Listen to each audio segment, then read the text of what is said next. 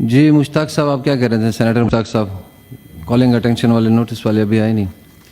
شکریہ mister chairman. میں ایک بہت ہی اہم ایشو کے اوپر بات کرنا چاہتا ہوں اور وہ ایشو ہے گزشتہ دنوں سپریم کورٹ آف پاکستان نے ایک فیصلہ دیا ہے قادیانیوں کے ایک کیس میں، جس کی وجہ سے 2-3 دنوں سے پورے پاکستان میں سوسائٹی کے اندر بھی اور سوشل میڈیا میں بھی ایک زبردست قسم کا ایک اضطراب اور ڈیبیٹ اس کے اوپر شروع ہے. تو میں اس کے اوپر، چونکہ یہ ایوان ہے اور یہاں بات ہونی چاہیے، اس لیے میں یہاں اس کے اوپر بات کرنا چاہتا ہوں. مسٹر چیئرمین، یہ کل سپریم کورٹ آف پاکستان نے ایک پریس ریلیز جاری کیا ہے اور اس پریس ریلیز میں سپریم کورٹ آف پاکستان نے 2 باتیں کی ہیں. میں وہ پڑھ کے سناتا ہوں. پہلی بات یہ کی ہے کہ چیف جسٹس قاضی فائز عیسیٰ اپنے فیصلوں میں قرآن مجید کی آیات، خاتم النبیین صلی اللہ علیہ وسلم کی احادیث، خلفائے راشدین کے فیصلوں اور فقہائے کرام کی آراء سے استدلال کرتے ہوئے کوشش کرتے ہیں کہ تمام قوانین کی ایسی تعبیر اختیار کی جائے جو احکام اسلام کے مطابق ہو. یہ بہت اچھی بات ہے کہ یہ وضاحت پریس ریلیز کی سپریم کورٹ آف پاکستان کی آ گئی. دوسری جو اس پریس ریلیز میں وضاحت کی گئی وہ یہ کہ اگر کوئی یہ سمجھتا ہے کہ کسی اسلامی اصول یا کسی آئینی یا قانونی شک کی تعبیر میں عدالتی فیصلے میں کوئی غلطی ہوئی ہے تو اس کی تصحیح و اصلاح اہل علم کی ذمہ داری ہے اور اس کے لیے آئینی اور قانونی راستے موجود ہیں. چیف جسٹس اور سپریم کورٹ نے کسی کو نظر ثانی یعنی ریویو سے نہ پہلے روکا ہے اور نہ ہی اب روکیں گے. میں سمجھتا ہوں یہ دوسری بات جو اس پریس ریلیز میں کی گئی ہے یہ بھی بہت اہم ہے. چونکہ سینیٹ آف پاکستان اہل علم کی مجلس ہے، ایوان بالا ہے، اس لیے میں اس کے اوپر اپنی آراء اس ایوان کے اندر دینا چاہتا ہوں کہ اس فیصلے میں قانونی طور پر لاجیکلی کیا مسائل ہیں اور اس کی اصلاح کیسے ہونی چاہیے. پہلی بات تو یہ ہے مسٹر چیئرمین کہ جس طرح چیف جسٹس نے کہا ہے کہ ریویو کا قانونی اور آئینی راستہ موجود ہے، تو اس فیصلے کے خلاف میں ریویو میں جاؤں گا، اس لیے کہ میں سمجھتا ہوں کہ ختم نبوت ہمارے لیے ریڈ لائن ہے اور ہم کسی کے لیے معمولی گنجائش نہیں چھوڑ سکتے، کسی کے لیے بھی کہ وہ کسی بھی راستے سے ختم نبوت کے ساتھ جو ہیں وہ چھیڑ چھاڑ کر سکے. تو سب سے پہلی بات تو یہ ہے کہ اس پریس ریلیز کی روشنی میں جس طرح انہوں نے کہا ہے کہ قانونی اور آئینی راستہ ریویو کا موجود ہے، تو اس قانونی اور آئینی راستے کے تحت میں خود اس فیصلے کے خلاف ریویو میں جاؤں گا. نمبر 1. دوسری بات یہ ہے کہ اس فیصلے میں، جو کہ میرے ساتھ پڑا ہوا ہے مسٹر چیئرمین، آپ لوگوں نے بھی اس کو دیکھا ہوگا، بہت وائرل ہے یہ فیصلہ ہے. اس فیصلے میں غلطیاں ہیں. سب سے پہلی بات تو یہ ہے کہ اس فیصلے میں چیف جسٹس صاحب نے لکھا ہے کہ گمراہ کن تراجم کی اشاعت اور تقسیم پنجاب ہولی قرآن پرنٹنگ اینڈ ریکارڈنگ ایکٹ کے تحت 2011 کے تحت جرم نہیں تھا. یہ ایک صریح غلطی ہے جو کہ سپریم کورٹ آف پاکستان سے ہوئی ہے. میرے سامنے یہ قانون موجود ہے، پنجاب ہولی قرآن پرنٹنگ اینڈ ریکارڈنگ ایکٹ 2011، اور میں پڑھ کے سناتا ہوں کہ اس کے اندر بھی یہ جرم تھا. یہ میں پڑھ کے سناتا ہوں. اس کی سیکشن 9 جس کے تحت FIR، جس کے تحت اس فیصلے میں ذکر کیا گیا ہے، penalty: a printer, publisher or a proprietor of a recording company who contravenes any provision of this act or the rules made thereunder, or a person in whose voice a record is prepared, or a person who has certified under subsection 3 of section 5 a specimen copy or record of the Holy Quran which is not in conformity with the provision of this act shall be liable to imprisonment for a term which may extend to 3 years or with fine of not less than 20,000 rupees or with both. تو یہ 2011 کا supreme court نے جو لکھا ہے کہ 2011 میں یہ جرم نہیں تھا، یہ جرم تھا. یہ امینڈمنٹ سے پہلے جرم تھا.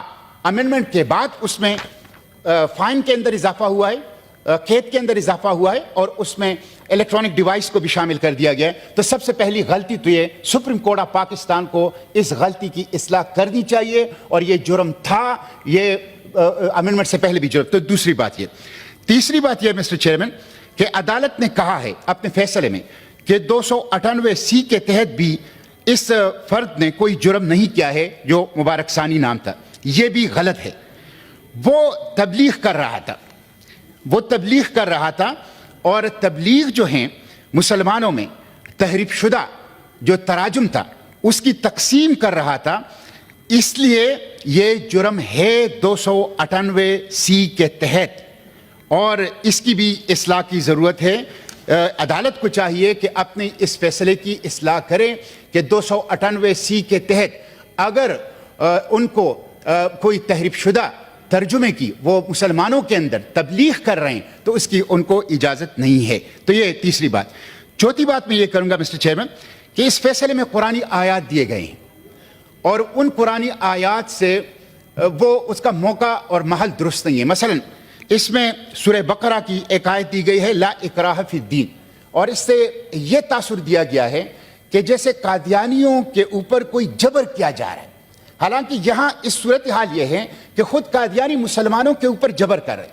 وہ ایک گمراہ کن تفسیر قرآن کی تفسیر کے نام سے شائع کرتے ہیں اور پھر اسے مسلمانوں کے اندر تقسیم کر رہے ہیں. تو یہ اس آیت کا موقع اور محل درست نہیں تھا. دوسرا اس میں یہ آیت استعمال کی گئی ہے سورہ ہجر کی نحن نزلنا الذکر وإن لہ لحافظون کہ ہم نے اس قرآن کو نازل کیا ہے اور ہم ہی اس کی حفاظت کریں گے. گویا اگر قرآن کے اندر کوئی تحریف کرے اور تحریف کاری کرے اور اس کو تبدیل کرے اس کے ترجمے کو اس کی تفسیر کو اور گمراہ کن تفسیر لے آئیں تو اس کو روکنے کا ذمہ اللہ نے لیا ہے. یہ بھی درست نہیں ہے. اس کا ترجمہ اور اس کا محل اور اس کی تفسیر اور اس کی پس منظر اللہ تعالیٰ نے قرآن پاک کی حفاظت کے جو مختلف ذرائع ہیں اس میں سے ایک ذریعہ امتی مسلمہ ہے. یہ تو بنی اسرائیل والی بات ہوئی کہ انہوں نے حضرت موسیٰ علیہ السلام سے کہا کہ آپ جائیں اور آپ کا خدا جائیں اور لڑیں ہم تو یہاں بیٹھے ہوں گے. تو اللہ تعالیٰ نے یہ نہیں ہے کہ اللہ تعالیٰ اور قرآن وہ جانے اور ہم یہاں نہیں, ہم امت مسلمہ اس کی حفاظت کریں گے. امت اس کی حفاظت کریں گے اور اللہ تعالیٰ کی اس کی حفاظت کے اسباب میں سے ایک سبب امت مسلمہ ہے. یہ امت کی ذمہ داری ہے کہ اللہ کی کتاب کی حفاظت کریں, اس کو محفوظ کریں, اس کو پھیلائیں, اس کو نافذ کریں, اس کو بالا کریں. یہ امت کی بنیادی ڈیوٹیوں میں تو یہ موقع و محل جو ہے وہ نہیں. میں سمیٹ رہا ہوں مسٹر چیئرمین. پانچویں بات یہ ہے مسٹر چیئرمین کہ فیصلہ اس فیصلے میں دستور پاکستان میں 2 منٹ میں سمجھ یہ چونکہ معاملہ اہم ہے اس لیے میں وضاحت اس لیے کرنا چاہتا ہوں. پانچویں بات میں یہ کروں گا کہ فیصلے میں دستور پاکستان کی آرٹیکل 20 اور 22 اقلیتوں کے حقوق کے ضمن میں حوالہ دیا گیا ہے. یہ بات ٹھیک ہے کہ آرٹیکل 20 اور 22 میں اقلیتوں کے حقوق کی بات کی گئی ہے اور ضمانت دی گئی اور سب دے رہے ہیں, لیکن یہ subject to law and public order ہے. یہ قانون اور امن عامہ کے تابع ہے اور قادیانیوں کے ضمن میں قانون جو ہیں وہ امتناعی قادیانیت کا قانون ہے. امتناعی قادیانیت کا قانون کیا ہے؟ امتناعی قادیانیت کا قانون یہ ہے کہ 298B اور 298C کے تحت قادیانی اپنے آپ کو مسلمان نہیں کہہ سکتے, اپنی عبادت گاہ کو مسجد نہیں کہہ سکتے, اذان نہیں دے سکتے, اپنے مذہب کو اسلام نہیں کہہ سکتے, مسلمانوں میں اپنے مذہب کی تبلیغ نہیں کر سکتے. یہ لا ہے جو قادیانیوں کے ضمن میں آرٹیکل 20 اور آرٹیکل 22 جو کانسٹیٹیوشن کے اس میں اور سپریم کورٹ کی جو ظہیر الدین کیس ہے 5 رکنی بینچ اس نے کہا ہے کہ امتناعی قادیانیت کا جو قانون ہے وہ بنیادی حقوق سے متصادم نہیں ہے. انہوں نے بھی اس کو انڈورس کر دیا ہے. اس لیے ہمیں اقلیتوں کے حقوق یہاں حاصل ہیں الحمدللہ, کسی کو کوئی ایشو نہیں ہے. لیکن جب قادیانی اصل میں ان روایتی معنوں میں ایک اقلیت ہے بھی نہیں, وہ تو دراصل ایک فتنہ ہے. سچی بات یہ ہے کہ وہ تو اسلام کے اوپر حملہ آور ایک فتنہ ہے کہ جو مسلمانوں کی نام لے کر مسلمانوں کے جامے میں مسلمانوں کے لبادے میں اسلام کی جڑیں اکاڑنے کی کوشش کر رہا ہے. تو اس لیے یہ حقوق جو اقلیتوں کے آرٹیکل 20 اور 22 میں دیے گئے ہیں قادیانیوں کو, یہ امتناعی قادیانیت کے جو قانون ہے اس کے ساتھ یہ جڑے ہوئے ہیں اور یہ سپریم کورٹ کی 5 رکنی بینچ کا فیصلہ ہے اور 298C اور 298B کے تناظر میں اس کو دیکھا جائے گا.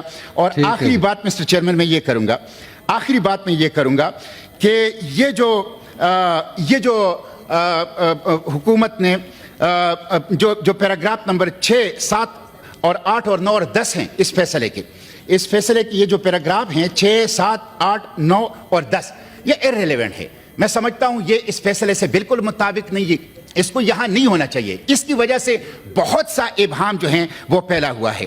آخری بات مسٹر چیئرمین میں یہ کروں گا کہ جو تفسیر صغیر جو گمراہ کن تفسیر ہے, جس کی اشاعت اور جس کی مسلمانوں کے اندر پھیلانے پر یہ مقدمہ دائر کیا گیا تھا, اور جس سے اتنی بڑی ایک ابہام جو ہے وہ پیدا ہو گئی ہے, اس کے اوپر حکومت نے پابندی لگائی ہے. اس پابندی کو عملی کیا جائے. تفسیر صغیر کے اوپر پابندی حکومت پاکستان اور پنجاب حکومت عملی کرے, اور اس کے اوپر اس فیصلے کا کوئی بھی اثر نہیں ہونا چاہیے. جو ختم نبوت کا ایشو ہے یہ ہر مسلمان کی دل کی آواز ہے. اچھی بات ہے کہ سپریم کورٹ نے کل ایک پریس ریلیز وضاحتی جاری کی ہے جس میں انہوں نے کچھ باتوں کو کلیئر کیا ہے, لیکن یہ فیصلے کے اندر جو سکم ہے, جو کمزوریاں ہیں, وہ کلیئر نہیں ہوئی ہے. اس کے اوپر انشاءاللہ میں ریویو کے اندر جاؤں گا, ہم اس کی حفاظت کریں گے. کانسٹیٹیوشن آف پاکستان یہ 260 جو کانسٹیٹیوشن کا آرٹیکل ہے, اس میں ان کو غیر مسلم قرار دیا گیا ہے. کوئی عدالتی فیصلہ, کوئی قانون اس آرٹیکل کو بدل نہیں سکتی. اس آرٹیکل کی حفاظت مسلمانان پاکستان کریں گے. یہ ہماری ریڈ لائن ہے, اس سے کوئی چھیڑ چھاڑ نہیں ہوگی. اس لیے میں خود اس فیصلے کے خلاف سپریم کورٹ آف پاکستان میں ریویو میں جاؤں گا, اور میں اپیل کرتا ہوں سپریم کورٹ سے کہ وہ خود بھی میری اس گفتگو کی روشنی میں اپنے فیصلے کے اوپر نظر ثانی کرے اور خود اس کی اصلاح کر لے. Thank you G.